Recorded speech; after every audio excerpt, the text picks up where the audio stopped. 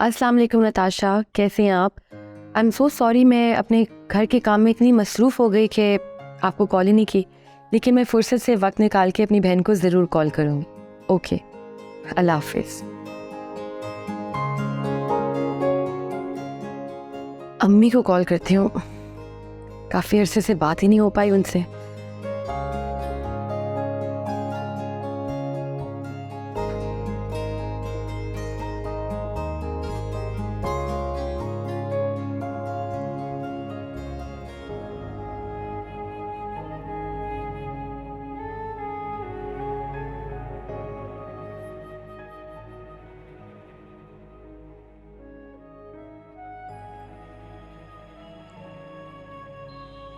हाँ मेरा बेटा, कैसा है?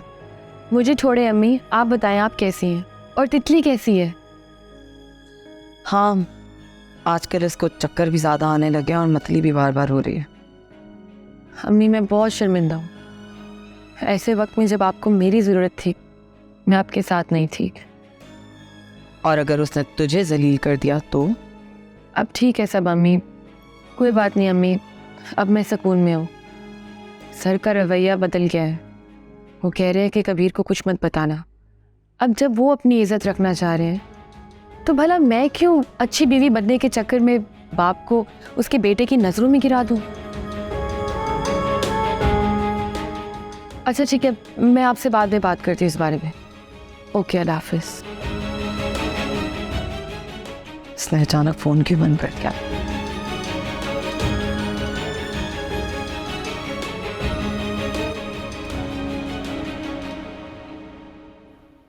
आ गए आप?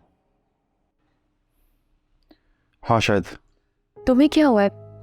पहले तो तुम ऐसे नहीं थे। तुमने भी ऐसा पहले कभी नहीं किया जैसा अब कर रही हो। मैंने क्या किया है कबीर? मैं तुमसे बहस नहीं करना चाहता। मैं बहुत थक गया हूँ, मैं सो रहा हूँ। अच्छा खाना खा लो, मैंने तुम्हारे इंतज़ार में खाना भी नहीं खाया। शुक्र है तुम्हें भूख तो लग रही है। इन हालात में मुझे तो होश भी नहीं। अच्छा ठीक है, तुम सो जाओ, मगर सुबह मुझसे बात ज़रूर करना। सुबह तो ज़रूर बात करूँगा। ऐसे क्यों कह रहे हो कबीर? Good night.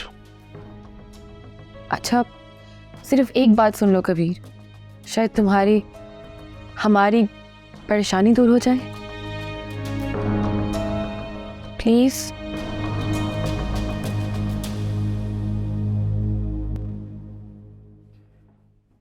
अच्छा कहो, क्या बात है तुम्हारे दिल में? आज कह दो। अभी अम्मी से बात हो रही थी, तुम्हारी अम्मी ने जो कारोबार के लिए पैसे मांगे थे वो उसका। खुदा का वास्ता है, नहीं चाहिए तुम्हारी माँ का पैसा। हराम है मुझ पर। और एक और बात कान खोल कर सुन लो, तुम्हारी माँ आज के बाद इस घर में कदम नहीं रखेगी। ये क्या कह रहे हो तुम कबीर? ये फैसला मेरा भी है और पापा का भी। कौसर आपा जैसी औरत इस घर की दहलीज पार नहीं कर सकती। ले जाओ।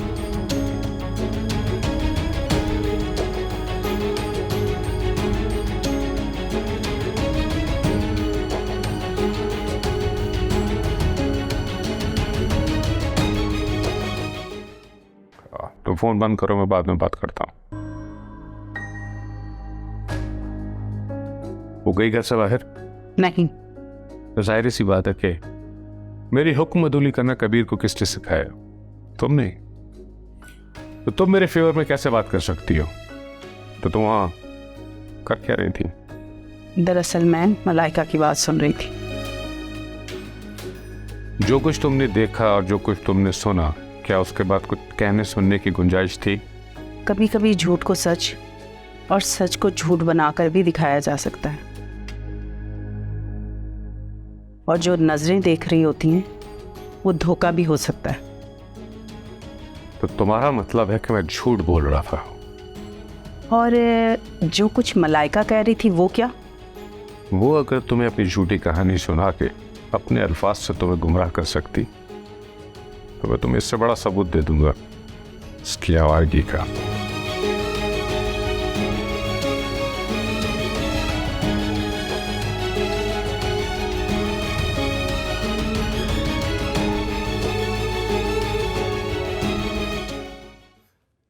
देखो ज़ैनब, अव्वल तुम्हें बुरा बाप हूं नहीं, लेकिन तुमने और कबीर ने मुझे बुरा समझा हुआ है। चलो एक लम्हे के लिए ये मान भी लिया जाए कि मैं बुरा हूं, तो शायद तब भी मैं इतना बुरा नहीं हूं कि मैं अपने बेटे की खुशी की खातिर एक गरीब लड़की को अपनी बहू न मानूं। लेकिन यह बात सिर्फ उसकी गरीबी की नहीं है। तुम यकीन मानो, वो लड़की मेरे साथ बहुत डीप रही। सुने, लड़कियों को डीप जाने पे ना आप मजबूर करते। लड़कियों से अफेयर, उनके साथ स्कैंडल देख देख के कबीर बड़ा हुआ है, और उसको मैंने आपसे नफरत करना नहीं सिखाई, उसके दिल ने खुद सिखाई, जिससे मुझे आपसे नफरत है। पहले तो ये जो आपने मेरी अभी इज्जत अफजाई की, इसका बहुत बहुत शुक्रिया। लेकिन चले, आपके मुताबिक अगर मैं लड़कियों को फोर्स भी करता हूं, तो क्या ये मुमकिन है कि एक लड़की जो मेरे साथ इतनी डीप रही हो, मेरे ही घर में मेरी छत के नीचे मेरी बहू बन के रहे? आप साबित कर सकते हैं इस बात को? काश कि वो फोटोग्राफ मैंने न फाड़े होते तो तुम्हें रात ही मलाइका की असलियत दिखा देता। लेकिन अनफॉर्चुनेटली मैंने वो फोटोग्राफ फाड़ दिए ताकि तुम माँ बेटों के हाथ ना लग जाएं। कैसी वीडियोस और फोटोग्राफ? वो फोटोग्राफ जिनसे मैं ब्लैकमेल हो रहा था। अब ये मत कहिएगा कि मलाइका आपको ब्लैकमेल कर रही थी। मेरे पास एक फ्लैट पड़ा है। जानती हूँ कि वो खाली फ्लैट क्यों है और किसके लिए। लेकिन कैसे फोटोग्राफर ने मेरे और मलाइका के उन लम्हों की तस्वीरें खींच ली जो। ठीक है, मान लिया कि वो फोटोग्राफ्स आपके पास नहीं हैं, मगर उस फोटोग्राफर के पास तो होंगे ना।